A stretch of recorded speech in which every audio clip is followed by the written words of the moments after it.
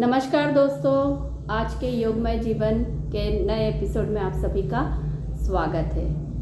अक्सर हमारे शरीर में कहीं भी कोई खरोंच या चोट लग जाती है तो हम उसको बहुत ही हल्के में लेते हैं और उसके प्रति बिल्कुल भी गंभीर नहीं होते। लेकिन यदि आप ऐसा करते हैं तो थोड़ा सा सावधान हो जाए, क्योंकि कुछ खरोंच, घाव, चोट जो आपकी यदि एक सप्ताह के भीतर ठीक हो जाती हैं तो कोई दिक्कत नहीं, लेकिन यदि वो लगातार लंबे समय तक बनी रहती है और उसके कारण आपको कुछ दूसरे साइड इफेक्ट भी देखने में आते हैं तो ये आपके लिए एक बॉडी चेतावनी दे रही है कि थोड़ा सा आप सजग हो जाएं, सतर्क हो जाएं और समझने की कोशिश करें कि ये जो खरोंच या घाव है ये किसी बड़ी बीमारी की वजह भी बन सकती है। हमारे यहाँ पर क्या होता है कि लोग ज़्यादातर उनकी ये रहता है कि कुछ भी छोटी मोटी चोट लगती है तो उसको वो बिल्कुल भी जो है सीरियसली नहीं लेते, एकदम लाइटली लेते हैं, लेकिन प्रॉब्लम बन जाती है। विशेषज्ञों और चिकित्सकों का कहना है कि इस तरीके की चोट, खरोंच, घाव जो लंबे समय तक ठीक नहीं होता, यह एक तरीके का ब्लड में इन्फेक्शन हो सकता है और इस तरीके के इन्फेक्शन को सेप्सिस कहते हैं। और इसके प्रति जागरूकता लाने के लिए ही 2012 में जो है ग्लोबल सेप्सिस अलायंस की स्थापना की गई और उसके द्वारा 2013 से 13 सितंबर को इस दिन को मनाया जा रहा है, जिसे कि वर्ल्ड सेप्सिस या सेप्टिसीमिया डे कहते हैं। यह हमें बताता है कि एक छोटी सी खरोंच, एक छोटी सी चोट, एक छोटा सा घाव भी हमारे लिए बहुत जो है खतरनाक साबित हो सकता है यदि हम उसके प्रति अलर्ट नहीं रहते हैं। क्योंकि जो सेप्सिस होता है ये एकदम से नहीं होता, एक छोटा सा जो है आपके भीतर ब्लड में कोई इन्फेक्शन होता है। मेडिकल साइंस में जो है इसको मेडिकल इमरजेंसी कहते हैं, जो कि ब्लड रिलेटेड होती है।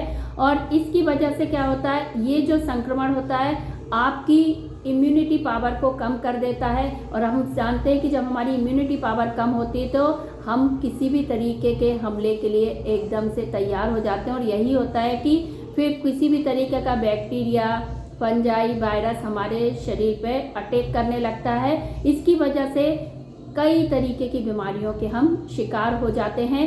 सेप्सिस के जो सिम्टम्स होते हैं उसको समझेंगे तो कपकपी लगकर बुखार आता है, पल्स रेट बहुत बढ़ जाती है, शरीर से पसीना बहुत ज़्यादा निकलने लगता है और घबराहट भी होने लगती है, बीपी भी जो है लो होने लगता है, मतलब चक्कर आने लगते हैं। तो इस तरीके की चीज़ें जो है उसके कारण हमको दिखाई देने लगती हैं।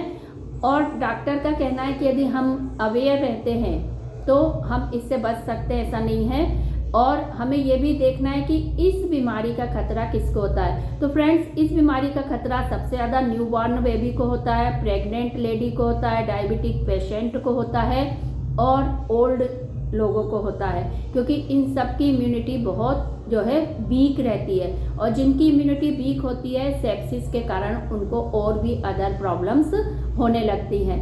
तो अब हम बात करेंगे कि इससे हम बच कैसे सकते हैं। तो सबसे अच्छा तरीका है कि जब भी आपके साथ कोई भी अदर ऐसे सिम्टम्स दिखते हैं तो आप सीधे अपने डॉक्टर को जांच कराएं, उसकी प्रॉपर तरीके से ट्रीटमेंट लें तो डेफिनेटली आप उससे बच सकते हैं। और यदि आपने केयरलेस रह के उसको बढ़ने दिया तो स्थिति सीरियस हो सकती है, क्योंकि कहा जाता है कि संपूर्ण विश्व में लगभग 1 करोड़ लोग सेप्सिस की वजह से मरते हो। बहुत से लोगों को तो पता ही नहीं है कि सेप्सिस नामक भी कोई डिसऑर्डर या सिंड्रोम या बीमारी भी होती है, तो वो इसके प्रति उतने अवेयर नहीं होते। और इसी अवेयरनेस के लिए ये दिन मनाने की 13 सितंबर को शुरुआत की गई। तो आज वर्ल्ड सेप्सिस डे है, सभी लोग इस बीमारी के प्रति जागरूक बने और दूसरों को भी जागरूक करें और उनको समझाएं कि हर एक छोटी मोटी बीमारी, चोट को जो है ज़्यादा लंबे समय तक खींचे नहीं,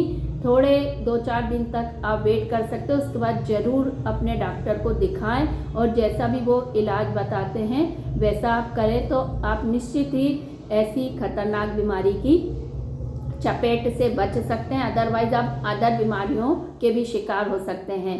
तो सभी लोग सेप्सिस को जानें, समझें, सतर्क रहें, सजग रहें, सावधान रहें और स्वस्थ रहना है तो इस बीमारी की जानकारी ही नहीं, हर एक बीमारी की जानकारी आपको होना चाहिए। और अपने शरीर में कहीं पर भी आपको कोई चोट लगती है तो उसको कभी भी लाइटली ना ले, उसको देखें। यदि वो 1 सप्ताह से ज़्यादा वैसी ही है, नहीं ठीक हो रही है, तो आप थोड़ा सा उसको दिखा लीजिए। और ऐसी नहीं, कैसी भी बीमारी से आप बच सकते हैं यदि आप अपनी हेल्थ को लेके अवेयर रहते हैं। तो सभी स्वस्थ रहें, मस्त रहें, प्रसन्न रहें। धन्यवाद।